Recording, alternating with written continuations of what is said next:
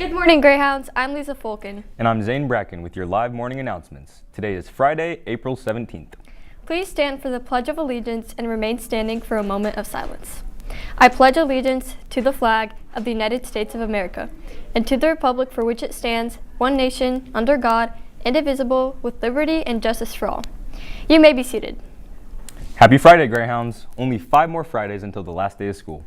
It's so good to have you back, Zane. I'm sure all the Greyhounds missed their favorite anchor duo. I hope so. My spring break was a little longer than a week, but it was a lot of fun. Did you go anywhere, Lisa? I went to Jamaica, and it was really nice to take a break from school and relax. What about you? I went west and visited Utah, Arizona, and Nevada, but I'm glad I made it home Monday morning. That's a good point, Zane. This past Monday, Nevada was struck with one of the largest earthquakes to hit the state in over 60 years. At around 6:29 p.m., areas around Silver Springs and Carson City were hit with a magnitude 5.7 earthquake.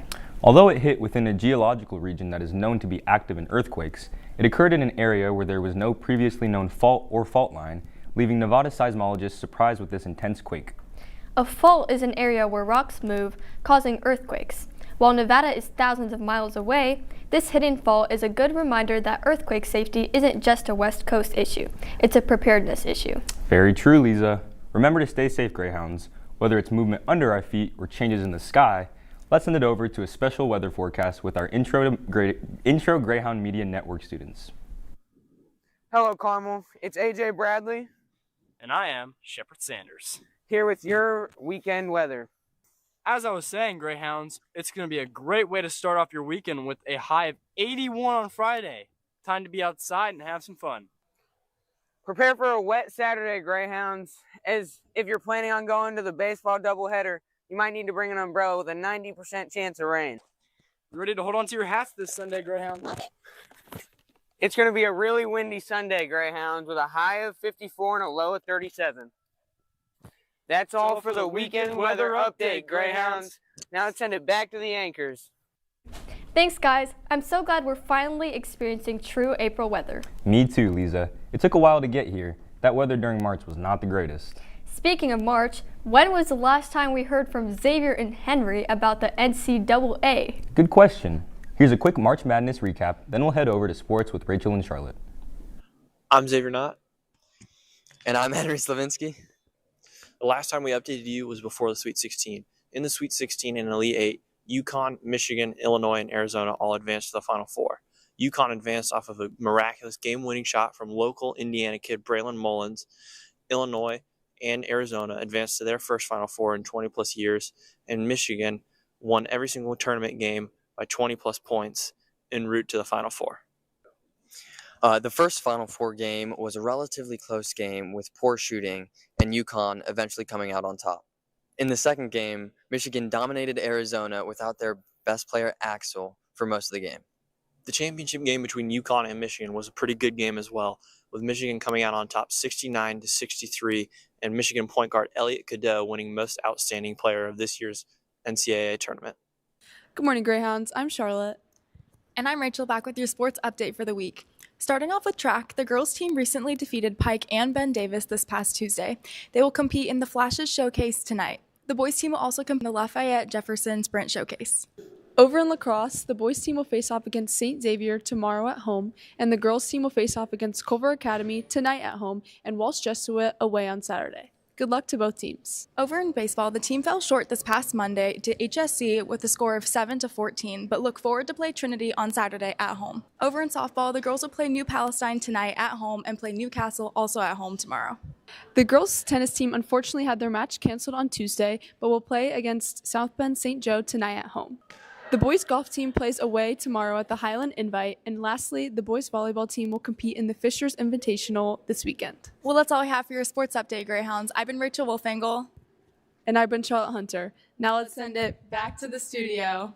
A quick update on boys volleyball. Thomas Kuhl hit 500 career kills on Wednesday during the matchup with Gearing Catholic. Congrats to him and the team who won that night 3-0. Wow, there's a lot of things going on in sports right now. There sure are. There's also a lot going on with our performing arts department here at Carmel. Specifically tonight at 7:30, Carmel's Select Sound will present an evening of a cappella, ranging from classical to jazz to modern pop and everything in between. If you're a fan of pentatonics, pitch perfect, or simply listening to amazing harmonies, be sure to check out carmelchoirs.org for tickets. Once again, the show is today, April 17th at 7:30 in the Dale E. Graham Auditorium.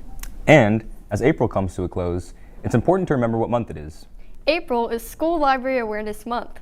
According to the American Library Association, the month serves as an opportunity to celebrate libraries, librarians, and library workers. We're so lucky to have such a dedicated team of librarians and staff here at Carmel, from our school's media center to the public library across the street. If you tuned in to our last show, then you had a chance to catch CHTV's Livy Cosner visit Noblesville High School's library. It's always cool to see and hear from other local high schools, so we had Livy visit Fishers High School's library. Good morning, Carmel. I'm Livy Cosner, and this is your friendly reminder that April is Library Awareness Month. I got the chance to go to Fishers High School and interview the librarian and some of their students. Let's check it out. I am Renee Isom from Fishers High School. Tell us a little bit about yourself. Well, I'm the librarian at Fishers High School, and I've been here for 14 years.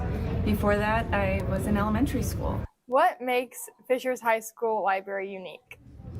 Oh, well, obviously Fishers. I mean, the kids make it unique. Every year it's a different feel, but the culture is always the same, where kids are just driven to get things done. What is one upgrade that you would make if you had unlimited money? To this space, holy cannoli. Unlimited? Yeah. And only one? Yeah.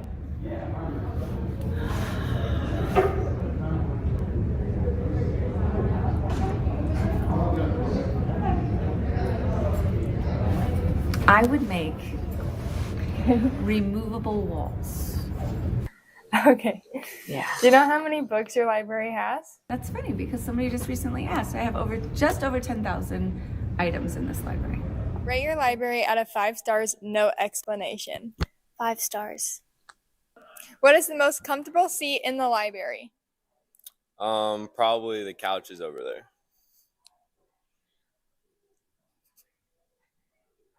In one sentence, why should we be jealous of your library? Because we have an awesome librarian. Well, I hope you enjoyed that as much as I did. That's all I have for you, Carmel. Now let's send it back to the studio.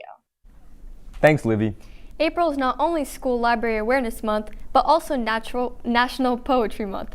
Even better, today is International Haiku Poetry Day. Falling during the celebration of the month, this day was initiated in 2012 by the Haiku Foundation. To celebrate, I wrote a little something. Writing is so hard. This is the best day ever. I need a pencil. Greyhounds, you can celebrate by writing some beautiful poetry just like Zane. You can also take the day to appreciate our school's library. The school year is almost over, but our clubs are still meeting. I might check out the Green Action Club. Wow, I didn't even know we had that club here. Me neither. Here's Nora with more information on the club. Hi, I'm Emily, and I am a senior, and I'm one of the co-presidents of Green Action Club. What do you guys do in your club?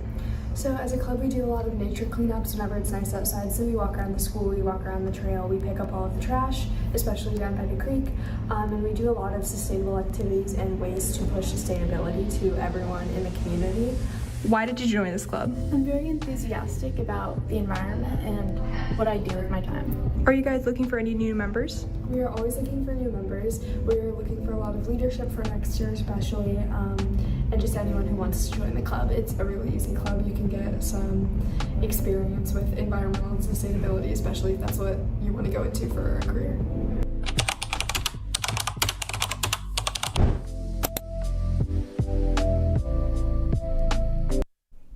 Thanks, Nora. Hey Zane, did you know that the most commonly used password in 2025 was 1234566? What? I never would have guessed. Here's a quick PSA made by Nora and Kate on strong passwords and cybersecurity. Let's be honest, we've all had bad passwords before. Some worse than others, but overall pretty bad.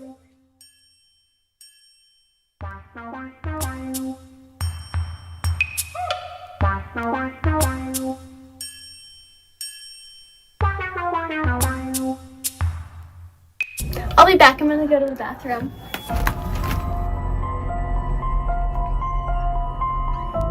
This is my chance to finally see what Kate's grade is in TV. Chandler, what are you doing on my computer? Your passcode was so easy. Like, your broadcasting grade is an F. I'm posting that all over my Snapchat story. Thanks for the video. Remember to update your passwords regularly, Greyhounds. Now we'd like to wish everyone listed below a happy birthday. Happy birthday, everyone. Especially Lisa. Now let's tune into today's daily announcements. Seniors, cap and gown distribution will take place during SSRT in the freshman cafeteria on Tuesday, April 21st. Please bring your student ID. If your last name begins with A through L, please pick up at 11:15 a.m.